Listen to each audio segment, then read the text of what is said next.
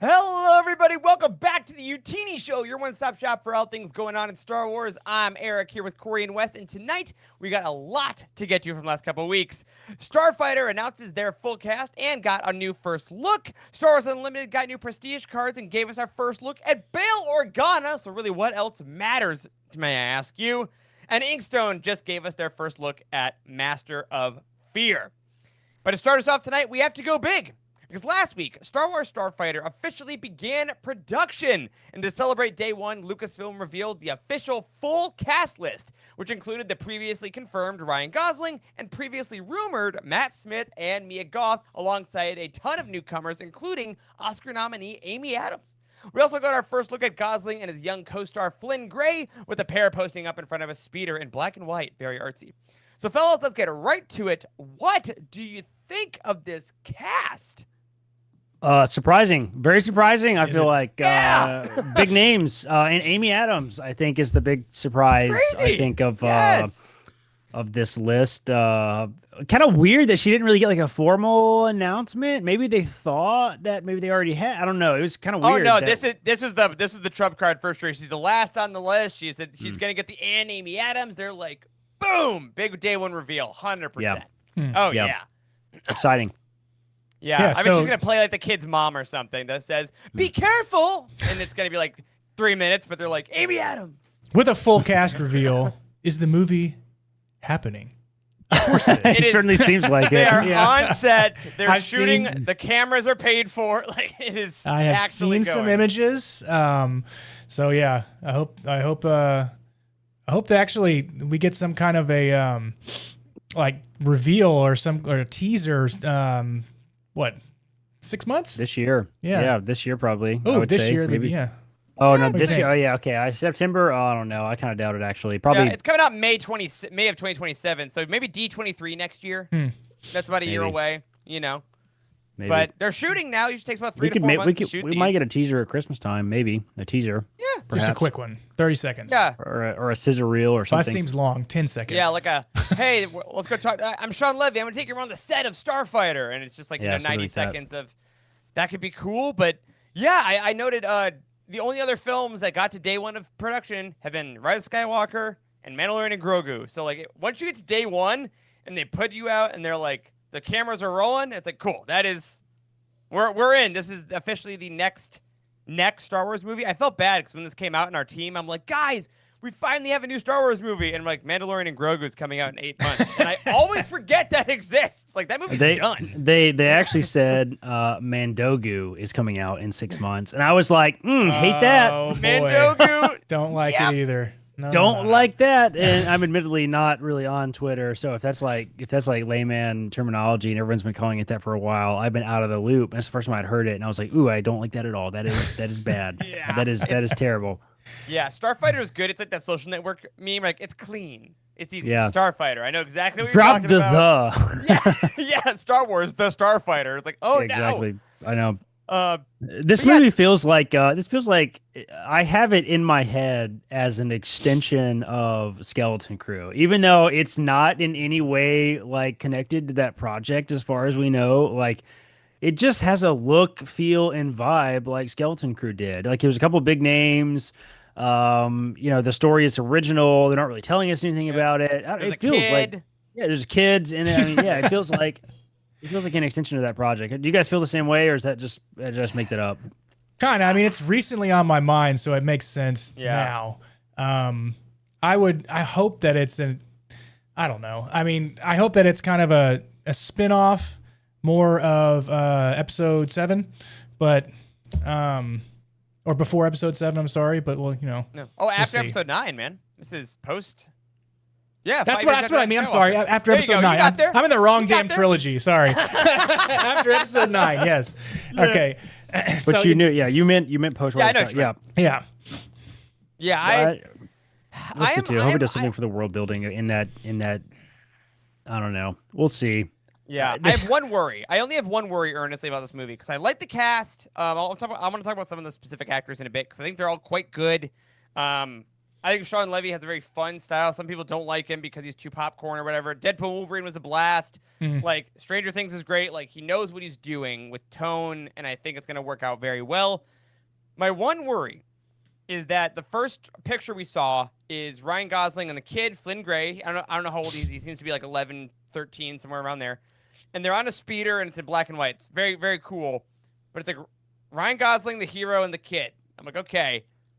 A year before this movie comes out, we're getting Mandalorian Grogu, which is the main character saving a kid. And But is Grogu a kid? I mean, he's like a baby, but sometimes he's a kid, and sometimes he's completely independent and able to make his own decisions, and other times he's an infant. So what for the marketing, actually... he's a kid. I think for the marketing, he's a child, right? Like, he's a baby, right? I think that's like... He's in his 50s, right? Isn't he in his 50s? He's in his 50s. He's almost able to collect Medicare, but, you know, still. But he's still rocking it. What do you guys think this movie can do, though? If we're talking about, like, you're in a marketing agency for Lucasfilm, and you're like, we need a hit. Obviously, Mandalorian, people like it a lot. We're going to basically go from the show. We're going to use the cuteness of Grogu. We're going to use, like, the gruff guy that, you know, helps out the child in the dangers of the universe. And it's going to be a story.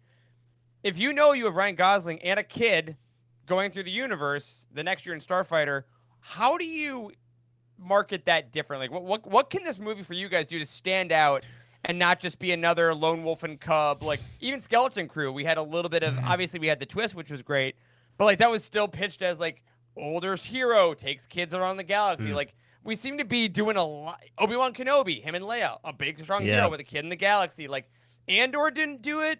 Clone Wars Season 7 didn't do it. Bad Batch did it, right? So, like, I feel like we're in that zone.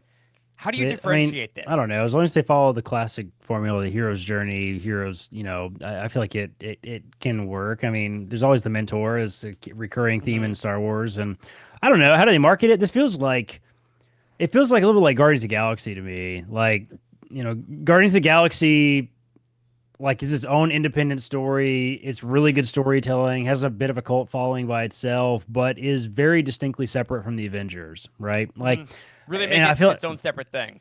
Yeah, I feel like that's what they have to do. I feel like they have to be some references to the greater galaxy. I mean, this movie could do numbers. Having it could do numbers for the lore of the galaxy. I feel like. I mean, for like to have an opportunity to do some storytelling like outside of the Skywalker saga, like in the Star Wars universe, and after all those events have now completed, is a very interesting opportunity. I feel like from a storytelling perspective, they could do, you know, what Skeleton Crew did and basically ignore everything, basically ignore all the lore and just tell an interesting story and talk about it in this mythical, legendary sort of way. They could go that route, or they could use this as an opportunity to sort of explain the state of the galaxy, like after, you know, the events of the Rise of Skywalker, right? Because like, I mean, a lot of shit has happened. I mean, they blew up the New Republic. The First Order rose and was destroyed. The Jedi Order may or may not exist now. The galaxy united together for a battle. So at least there's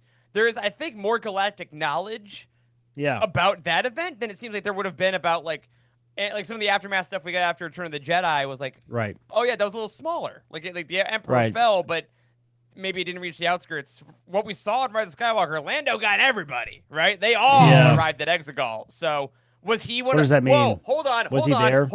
Was he one of the ships? I mean, it could be. I don't know. I was going to say that Starfighter, to me, the title in the context implies like genuine military. That's a very specific word. I agree. It is, yeah. It doesn't really feel like well, you remember Resistance, the TV show? Like there's those, they were like race car drivers, basically, was kind of the theme, right? Like, but Starfighter, I don't think you can use the word like that. This feels like X-Wing pilot, like military. I fought in the wars. You know, he was like, you know, I feel like that's going to be the case. And like, I don't really know how you can have an entire conversation about, you know, the state of the galaxy. Well, I don't know how you could avoid the state of the galaxy and also talk about the military. Like, those things are inherently connected. So, I don't know. They keep saying that it's completely independent and it's not going to be connected at all. But I just don't know how we can actually. I don't see how you can complete. Star Wars is just so connected. I mean, can you imagine a Marvel movie that just doesn't talk about that at all? I think the Skywalkers Right. is the thing. Like, it's like the Guardians aren't connected to Iron Man. I think that's gonna be like that's more the vibe. Is like obviously they might know about the Rebels and stuff, but they won't know about like Luke and Leia. But it is connected to Thanos, though, right? And Thanos is the thing that's pulling it together. So, like, how do we connect it all together? I feel like that is. I think the movie could maybe fall. Quote? I think it could fall flat if it does what Skeleton Crew did and like doesn't connect at all to anything. And you walk out of the theater like, well, that was a good movie. It was a good movie. I think so. Was it a good Star Wars movie? I don't really know, but it was a good movie. Like I think they can do like an original story like they did for Skeleton. I think Skeleton Crew can do that because it's a TV show. Because this is a movie, I think it has to connect. It has to connect in a way where either they connect with something in the past. I want to say Exegol. They have to touch on Exegol a little bit. That works so well, I think. Or they create an entirely new big bad out there, and it starts with Starfighter. They're the ones for the spark that creates the new bad person, whoever, the new enemy. But I think it has to connect somehow. You have to the Sith. It's the Sith. Please, God, just be the Sith. No, that's gonna be the new trilogy. That's the Rey stuff. Korriban. They go to Korriban. I know something has to connect. I feel like I just really don't see how you can walk away with this without it being any sort of like I don't know. I feel like Disney also just needs a win. They need a real win with this IP. A real good fun, and I think that's what they've done with this cast. Because so much of a good movie involves the cast, right? If you get good, charismatic people, that's how franchises start. It's because we all loved Harrison Ford, Mark Hamill, Carrie Fisher. Like, yes, we like the tech of it, but if you don't care about the performances, it doesn't work. Like Ryan Reynolds as Deadpool works because he is the person in the suit, right? And Sean Levy kind of really capitalized on that. So the fact that now we know we have Matt Smith, who I saw him in Caught Stealing this past week. He's awesome. He's a great actor. He's got a cult following. Aaron Pierre is one of the new guys, too. He was in Rebel Ridge, a Netflix movie a couple years ago, and is now going to be the lead in Lanterns, the DC HBO series about the Green Lantern Corps. Like, so he's going to start going down that IP road before this comes out. And then, like you said at the beginning, Amy Adams, like, they're paying for people for this movie. Like, they put budget in the cast, which I think is not all new for Star Wars. Like, you know, there's been recognizable people since, like, Empire, basically. Like, we always like to pretend everyone's unknown, but Adam Driver was on Girls, and, like, you know, Solo, Lando Calrissian was Donald Glover and things. But I feel like they really put some budget into the people. And I think you don't do that unless you're confident this is going to launch something. I would agree with that, but I mean, also Solo had Woody Harrelson and you know, freaking Childish Gambino in it. So like, you know, Infinity War. I blame Infinity War for Solo, and I will always say they released those in the same month, and it's their own movie, and they're dumb. Disney. But the problem is the problem is that we have recipes for this formula already, right? Yes. We have recipes now because we've tried like all the options. I feel like now in Star Wars, we've tried the TV thing, we've tried the independent movies, we've tried a continuation of the old. The only thing that we haven't really tried is a brand new trilogy that doesn't really connect to anything. We haven't tried that yet. I think that needs to be tried eventually. But like we've tried it doesn't connect to anything. It's an independent story. We've tried that already. Rogue One and Solo were both of those independent films a little bit. And yes, those feature main characters, but Solo arguably doesn't really connect to anything in a lot of ways. No. So like, we'll see. I am honestly shocked that this project exists, which is why I think that genuinely there's something they're not telling us, I think, about the greater piece here. Because after the way that we've heard everybody talk about Solo, like, it just seems like an insane risk that I would not expect them to take after that movie, in their eyes, crashed and burned. So, like, well, I think also in their eyes, Rise of Skywalker crashed and burned, because they were like, they tried to do too much of that synchronicity. So, I don't know. Well, I'm glad they're shooting it. I mean, I think I hope the bit of, is this movie ever going to get made in the future? I think hopefully all the leakers just shut up, because they're on set. We're moving forward. It's not going to happen. It's so ridiculous. But I think I'm excited about it. Which of these actors makes you guys most excited now that it's all confirmed? You can pick the old ones too, because technically Mia Goth and Matt Smith and stuff were rumors. The only person we knew was Ryan Gosling. Who do you think looks exciting to you? Looking at the list. Matt, I've never heard of. Matt Smith is a bad guy. Sorry. Yep. Oh, I agree. He has to be. Got to be a bad guy. He's got that scowl. He can do a good like with his brow looks low. He can really play that character. Mm-hmm. Yeah, I mean, Agreed. I feel similarly. Matt Smith is obviously, I'm excited about that because I feel like that is harder to pin down. I feel like a lot of the names in this I'm much less familiar with. I'm just not same. as big of a movie person by any means. I know, but Ryan Gosling also. But I feel like Ryan Gosling plays the same person almost in every movie these days. So it's like it's hard to.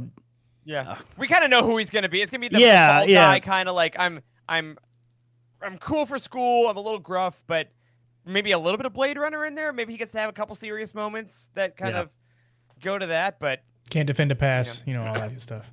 yeah. I won't be surprised if his character is very similar to what's his name in Skeleton Crew. Jude Law's.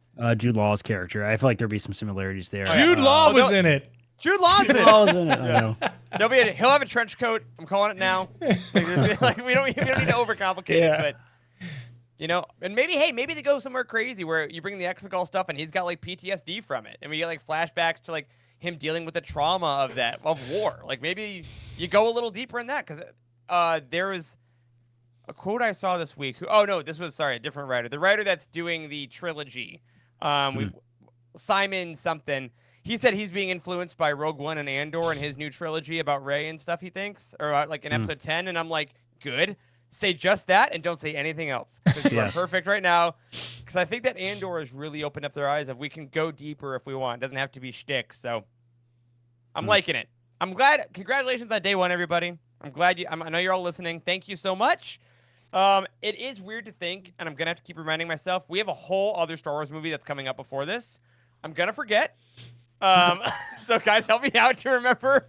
I know. We have a whole other movie. But it's exciting. Starfighter comes out in May of 2027, and I'm sure, like you said, maybe we'll get some teasers around Christmas or something to wet our whistle until then.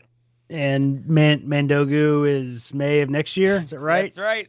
Mandogu. May of next year. Mandogu. There's just no way he's gonna be. I just can't imagine it's gonna be successful. I think it's just gonna be such a mess. I think, and I'm dreading the societal conversation around the movie.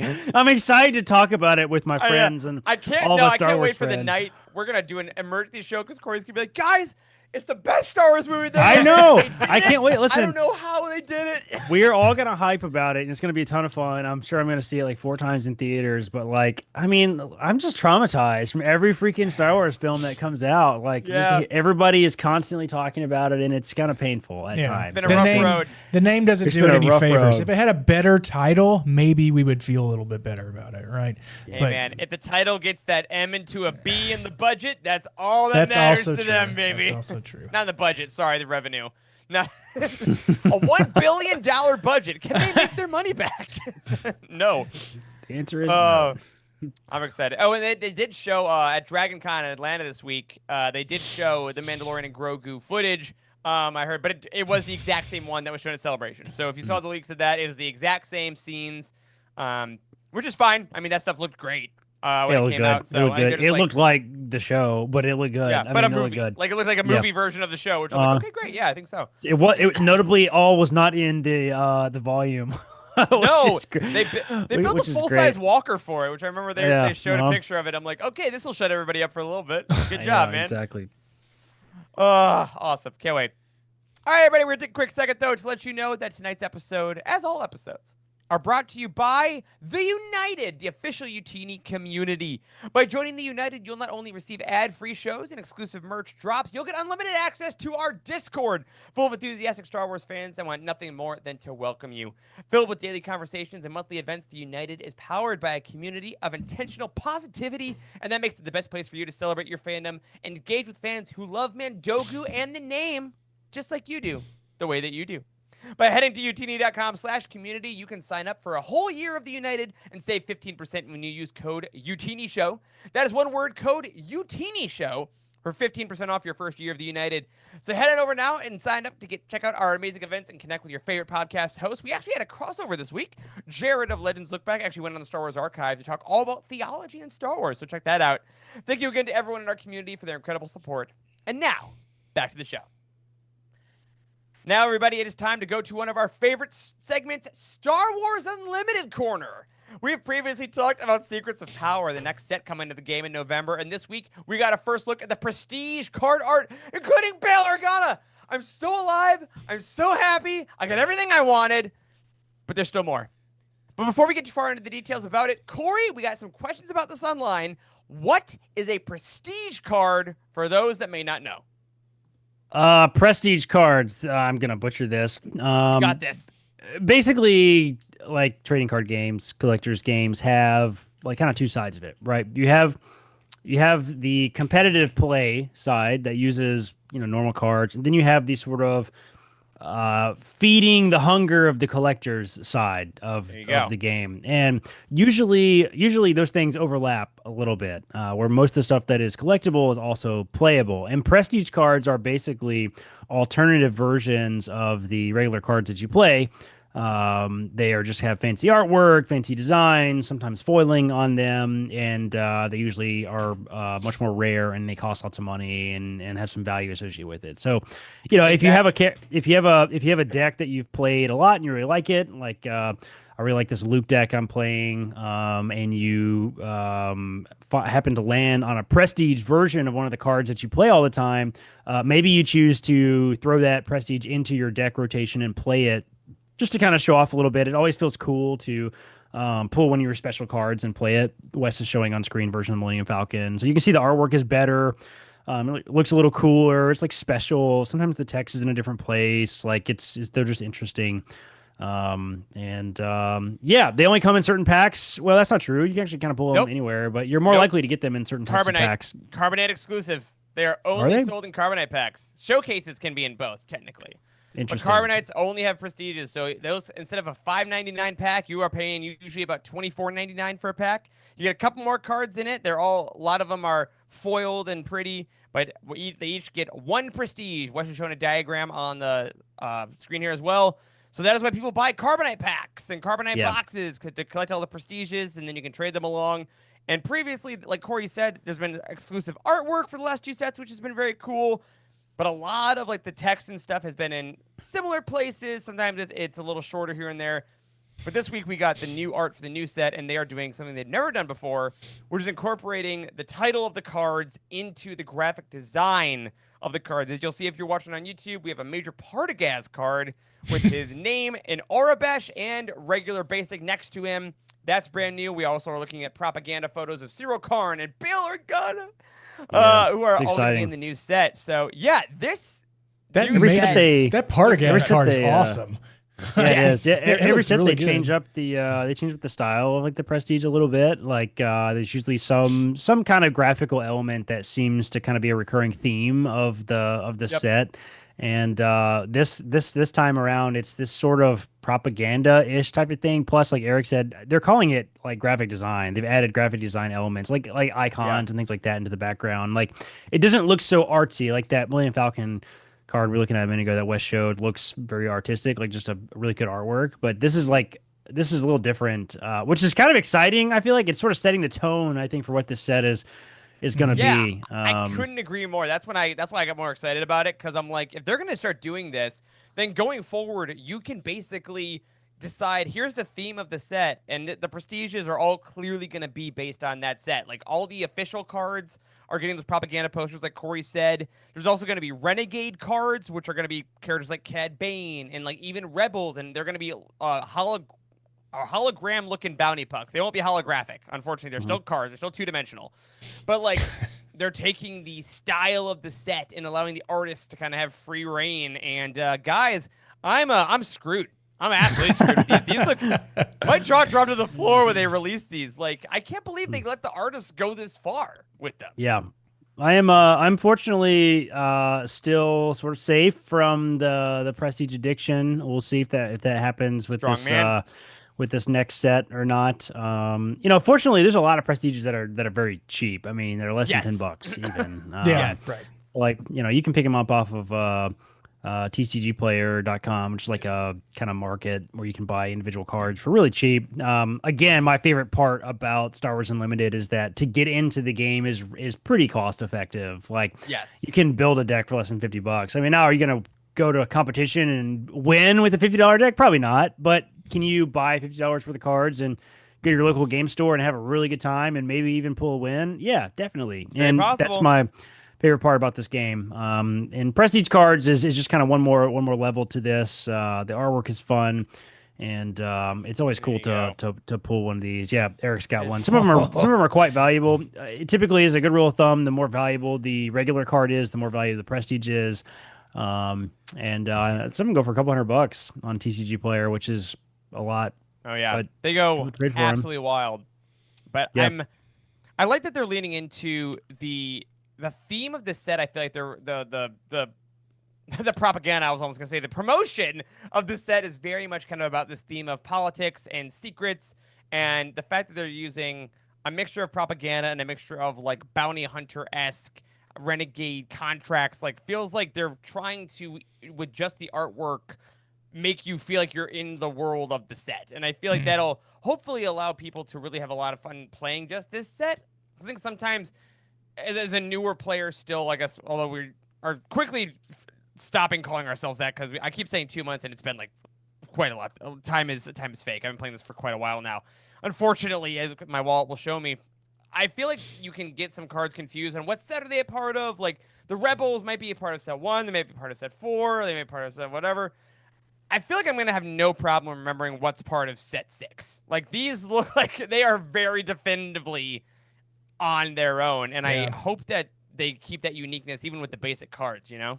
Yeah, we really need to get together a guide, I think, on a site that's like how to get into the Star Wars Unlimited too, because there's like some really basic knowledge that I wish that I had that I couldn't really find a good job of anywhere else online. Maybe we need to make that a priority. I don't know. But yeah, if you still haven't jumped on Star Wars Unlimited, you definitely should. We've had a lot of people on the team recently try things out for the first time. Gia on the team told us, she's one of the senior writers at Youtini. She told us that she'd gotten into it and she won a couple of matches at her first game with awesome. with the mall like pre-made deck or whatever. Yeah. She won a couple games with it. So it's really fun. If you haven't tried this out yet, you definitely gotta give it a shot. I know that we've been singing his praises big time here, but we've had a blast with it. Now all of our friend group is basically playing it. All of us are. So. Yep. Yeah, it's totally addictive. And there are some general cards that go across different series or different sets. Like isn't Force Throw or one of those like from the beginning? They're in like various sets. They're not just in one set. Yeah, they've repeated a couple cards. They could pop up in this one too. Yeah, they've reprinted some for sure. But it's been cool to see them kind of evolve and stuff. And I got to ask you guys now, I obviously got everything I wanted. I got a Bail Organa Prestige card.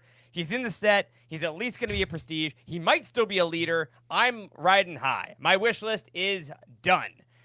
If you guys looking at this art for Cyril, Partagaz, Bail, like this is the vibe. If you could pick a character that's maybe in the political sphere or even like, I mean, Partagaz and Cyril open it up for officers, but they're going to get this kind of picture, this kind of like official propaganda, like almost World War II-esque kind of thing. Who would you want? Who do you want to be in the set? Because they might be. Yeah, there's a ton of opportunity for Imperials, big time. Totally down for that. I would love to see some. Oh, these, they haven't really touched Old Republic at all. That's interesting. I mean, we have Revan as a leader in the last set. And Darth Malak is a card as well. And Basta Lashan, even though she's not named, is on a card. Aggression, I think is the name of the card. She's on a card in the artwork. So we have some references there, but I don't know. There's opportunities for some of there. Somebody who I really want to see just again, maybe in any set going forward, is I really want Django as a leader again. Django is unfortunately banned. He's too good.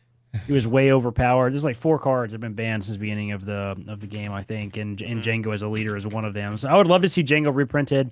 His showcase is unfortunately, in my opinion, maybe the best showcase that's ever been made. It's so good. The artwork is incredible. So I would love to see Django brought back in. Is this the set to do it in with this like propaganda thing? Maybe. It could be maybe. I don't know. Secrets of Power? I mean, Django's entire premise is that he was hired by I was hired by a man named Tyrannus off the moon of whatever he says. Like, so I mean, I don't know, there's maybe an opportunity for that, but I kind of doubt it. Yeah. All right, Wes, what do you think? Any officials? Why not? Why not a Sifo-Dyas leader? I think there's already There it one. is.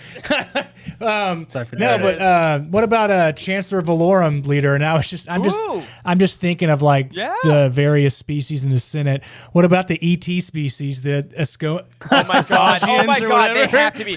They have to be like the new Porg, like a zero cost unit. 100%. That's hilarious.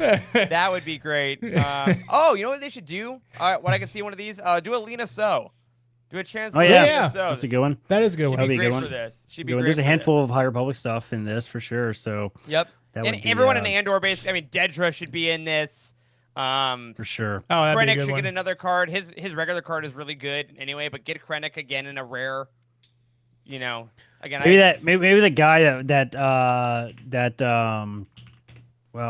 he fired Cyril. What was the guy's name? Oh yes. The security officer guy. I Oh forget my what god, his name he was so good. He was What is it, like, hilarious. That guy. We don't need a parade. Yes, I need a parade. Yeah. Dude. Oh my That god, guy'd I be loved good. him. There's a lot of really good opportunities. Honestly, this for game is Andor. so good for helping me remember people's names. So if you make him a card, I will never forget his name again. Yeah, that's a good point actually. Chief Inspector Hine. Chief Inspector Hine. Yeah, Inspector there Hine, you go. yes. Chief Inspector Hine. There you go, everybody. Or Fantasy Flight. Cyril's mom. Have Cyril's mom in there as a card. Absolutely. Cyril's mom. That's freaking funny. Oh Yeah, my just God, like you know what she does? She just exhausts. She has the action to exhaust a unit. She just exhausts people all the time. That's what she a would really do. good idea. Yeah, there's a lot of characters in the shows actually that haven't really been touched that much, so that would be really great. That'd be fun. And again, this artwork, they're all so unique. Cause like the thing on the Legends of the Forest, the most recent set, they had a lot of great art for Prestiges, but a lot of them are kind of the same. Like they kind of work together. Some of them make a picture when you put three of them together, but other ones are just like a Jedi in a starry background or a Jedi and something. And it's cool, but these, if every one of them is as unique as these previews, it's going to be a lot more fun to collect all of them, I think. So, that's unfortunate. Slippery slope. Slippery slope. But before that, I do want to give a quick shout out to our buddy Tyler in our community, who used to be on the Cosmic Force back in the day, because he, along with some other folks, have put together and are now starting the first official Youtini Star Wars Unlimited League. It is starting this week. And so is the Youtini Fantasy Football League starting this week. It's a big week in the Eilerson brain, in my own mind, is what's going on here. But Corey's going to be in it. I'm going to be in it. We're going to try to get Wes in it. We'll see what we can do, and we're going to play against each other, and I don't know. It's fun. Season 0. We're doing some interesting stuff. Like Tyler has done some really creative stuff, and yeah, like Eric said, you'll remember him from from the Cosmic Force. He was at Star Wars Celebration in Anaheim. Really good hanging out with him. He's no longer on the team, but he's been a big part of our community for a long time, and he's been one of the sort of OGs in regards to playing this. Definitely gets credit for kind of sucking the rest of us all in. Unlike Oz and Jacob, who don't get any credit at all. Actually, Tyler actually gets more credit than they do. Do they even play this? There it is. Did Jacob and Oz play? Do we need to get them into it? Not very seriously. I'll I think try to they're get him into pretty it. I'll casual send him a message. Not like Corey does, you know. I think yeah, that's exactly. the key. Yeah, I mean, they just don't have the influence that I do, unfortunately. But yeah, Tyler has done a lot of work to help get this league together, and a bunch of folks in Discord actually. And we're doing a fun like kind of season 0 thing where there's like bonus points for playing off meta. So it's like not really. We're like cool. trying to make it. We're trying to make it not a real competitive thing. We're trying to make it like let's try new leaders and do some fun stuff. We'll see if that lasts. That may like go out the window really fast. We'll probably like my Captain Rex deck, man. It's gonna be great. Yeah, we'll probably start the Youtini Underground Gambling League after season 0 and sponsored by FanDuel. Exactly, sponsored by FanDuel. $500 buy-in. It costs $500 and 3 Carbonite packs to to buy in, and then the winner gets like I don't know something insane. Yeah, we'll do that next season. Yeah, join our community if you're not already, and we'll play Unlimited together. It'll be great. Yep. All right. Well, from big screen to small cards to our final story of the night to wind down our Labor Day show, we do have to address the book community because everybody, you may have gotten a pretty sweet email today from our friends over at Inkstone about a first look at their exclusive edition of Master of Fear. That's the Darth Vader book by Adam Christopher. As is customary with Inkstone, the edition features a stunning foil cover and sprayed edges featuring Vader's legendary lightsaber. My guys, let's just keep this simple to end tonight. How awesome does this book look? I feel like Inkstone has outdone themselves completely. It looks sick. This cover is, in my opinion, the best custom artwork that they've done by a large margin. Oh yeah, it looks. Oh yeah, the artwork looks sick. The freaking lightsaber on the sprayed on the pages looks unbelievable. Sick. The Darth Vader hardcover looks awesome. I kind of would want more than one copy, so we could display the leather binding in addition to the artwork. So yeah. It looks dope. Yeah, these Inkstones, like the Inkstone books really put a mark on what you want to display on your shelf, right? And either, I mean, you could display this all 4 ways. Well, like Corey said, probably 6 ways. Is you can display it with, nobody does, but you can display it with the pages facing out. People do. Yeah, people do, man. Okay, with the lightsaber, yeah. So you're just like, so beautiful. How many copies of that book do you have? Like I have 4 because you have to see every piece of it. Or you could have just something rotated, from Amazon, just thing that rotates it around the top of your bookshelf or something. What if you made one of those? Have you seen those graph things with like a magnet and like it sits on a magnet and like and it's floating? Yeah, that'd be sick. Floating, and you need it to look like have it look like the cover where he's floating the kyber crystal, but he's floating the book. Oh, that'd be sick. Rotating. You could probably 3D print like a Vader's gloved hand, like a hand, like holding the. Guys, that's a good idea. We need to stop the show. We need to get in the lab right now. Business idea, 3D printing idea. Yeah, this book already looks cool because we've been talking for a while. We do need a really great canon Vader novel. Like we've had tons of comics, but like we had Dark Lord of the Sith and we had some other stuff in Legends. Like we needed this definitive novel, which I think this will be. And the fact that Inkstone put so much care into the design of this, like it's hard to do. It's hard to do. It's hard to. These projects are with a major character like this are always ambitious, and it's so hard to do. I hope this book is excellent. If anybody can do it, though, it's Adam Christopher, in my opinion. So yeah, his dark side lore in Shadow of the Sith was the best part of that book. I really like that book. There are parts of it, like in our review that I said, got a little confusing, got a little away from us, but the stuff that he did with the lore of the dark side is. Mm-hmm.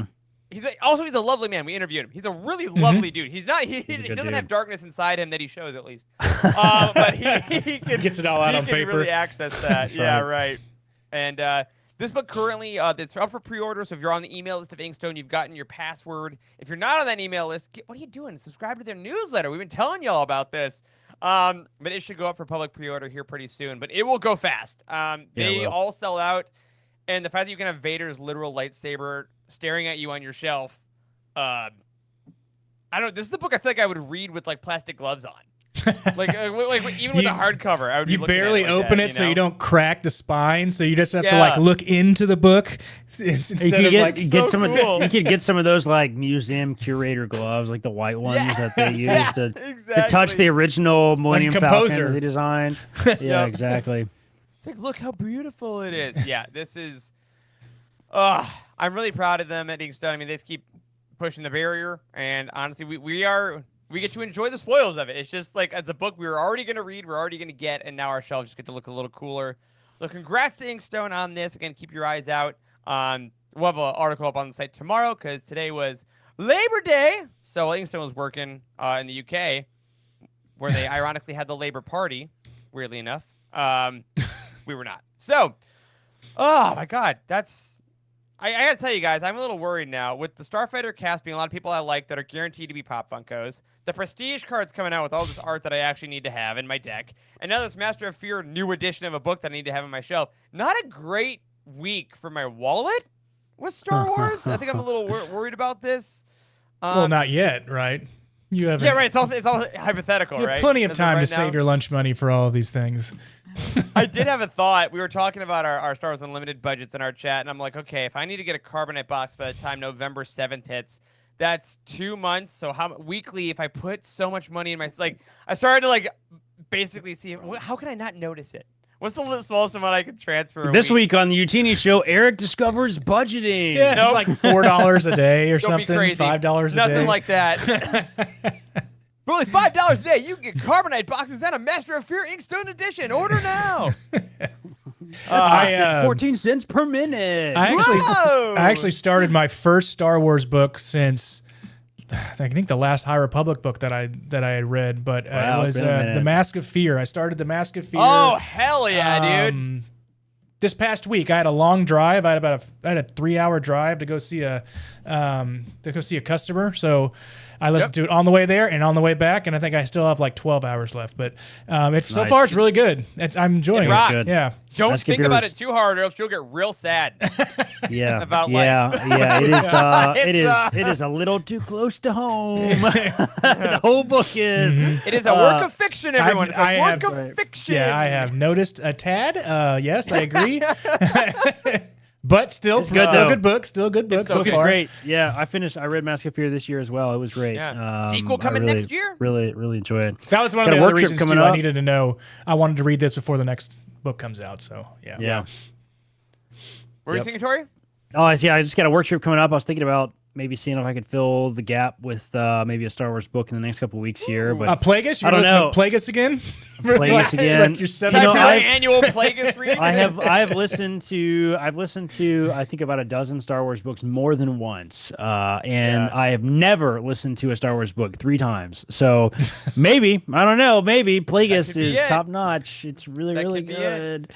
Also, Tarkin. Yeah, that's another one. Tarkin is not as good, but I love Tarkin. It's close to my heart. I would put that in a top 20 list for myself, probably, but literally no one else on the planet would do that. So, I see people talking about Tarkin on Reddit all the time. Be like, Tarkin was garbage. Why was it? Why wasn't this better? And you're like, hey, you shut your downvote. Yes, exactly. Yeah, or you could do Sanctuary, that Bad Batch novel. On some Bad Batch. Yeah, that's really true. I haven't listened to Sanctuary yet. I've heard that was really good. Did we give it an incredible or a masterpiece? We gave it an incredible. It was right. It was right on the border of masterpiece, honestly. Yeah. And if y'all haven't checked it out yet in this feed, or if you're watching us on YouTube, I did interview Lamar Giles. We published that. I don't know, last week before. So if you haven't listened to that yet, guy is amazing. Hopefully, is the start of a long future of Star Wars.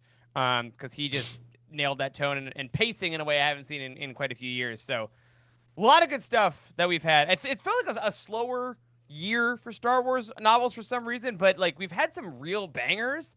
They've just been kind of quieter here and there. Crystal Crown, we just published a review on that. Canon Book Club, hit that up for your YA. It's like Hunger Games, Star Wars. If you want that kind of thing, so many cool things to spend our money on, everybody. So happy Labor Day. Now get back to work and earn money to buy Star Wars things. That's right. All right. And y'all make sure you give some good vibes to Corey, who is going back on the road tomorrow. That's right. Back to try to work night shift this time. Night shift. So we'll see if we have him next week. We'll see. I'm gonna throw a mic in my bag before I leave, just in case I do have time. But I will be actively in the hospital building during the time of the show. So chances are I probably plenty of shows like that back here. in the day. That's we right. did. I don't know if I ever did any in the hospital. I definitely did some we had meetings and stuff, but you didn't. I don't think you did a show in the hospital. A live show on hospital Wi-Fi would be interesting. It might work. Would be something. I wonder if I could get fired for that. Actually, you probably could. I probably could. Absolutely. I probably could actually. This is not medical advice. Absolutely. Maybe we shouldn't be discussing this live on the air. Oh yeah, I'm definitely not going to be in the show the next 2 weeks. Hey, that would be everyone would be cool. Everyone shut great up. Liability. Vow of silence, everybody. Everybody watching right now. We're all part of the circle. Okay, that's be cool. terrible. Be cool.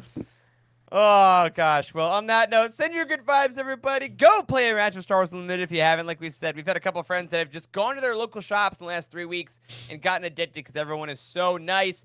And, of course, I would appreciate some thoughts and prayers because the NFL season is returning on Thursday. The Cowboys do have the first match of the year. We did trade Micah Parsons. Yes, I've heard about it. Do not text me. Everyone else has.